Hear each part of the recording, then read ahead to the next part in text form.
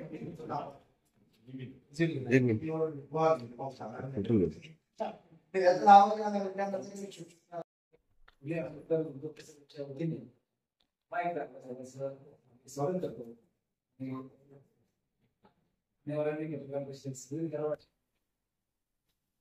September 2024 ला फुले आंबेडकर विद्वत सभेच्या वतीने संविधान जागर साहित्य संमेलन, एक दिवसीय साहित्य संमेलन मराठवाडा पातळीवरचा आम्ही घेत आहोत. या परिसंवादाचे उद्घाटक माननीय अंजनीताई आंबेडकर आहेत. त्यानंतर स्वागताध्यक्ष माननीय डॉक्टर प्रमोद दुथडे सर आहेत आणि या संमेलनाचे अध्यक्ष माननीय श्याम तांगडेजी आहेत, आम्ही जो काही ज्येष्ठ साहित्यिक.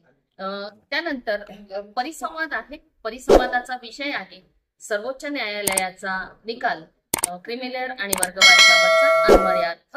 या निकाला अंतर्गत येणारा क्रिमिलेअरवर बोलण्यासाठी आमच्याकडे तज्ज्ञ आहेत माजी न्यायाधीश अनिल वैद्य सर आणि वर्गवारीवर बोलण्यासाठी आमच्याकडे आहेत डॉक्टर नितीश नवसागरे सर, पुण्याच्या लॉ कॉलेजला जे प्राध्यापक आहेत. त्यानंतर कवी संमेलन होईल आणि समारोपात आहेत माननीय बाळासाहेब आंबेडकर. एक दिवसीय मराठवाडा पातळीवरचं हे साहित्य संमेलन आहे. आपण सर्वांनी या संमेलनात सहभागी व्हावं असं आम्ही फुले आंबेडकर विद्वत सभेच्या वतीनं आवाहन करत आहोत. संमेलनाची कार्यदिशा कशी ठरणार मॅडम? रॅली आहे. कुठून आणि समाप्त होणार? रॅली क्रांती चौकातून निघेल.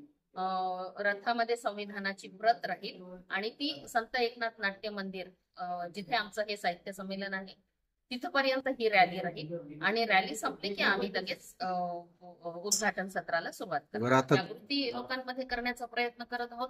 बघूया पुढच्या काळात काय होईल.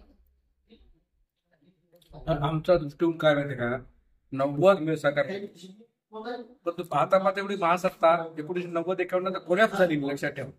आणि इथे तर एवढी विषमता आणि विविधता आहे आणि सर्वांना आपल्याला संविधान टिकून ठेवतं. गेली 75-76 वर्षे संविधानामुळे आपण एकत्र आहोत. उद्या जर संविधानात धोका आला तर किमान आपल्याकडे 5,000 जाती आहे.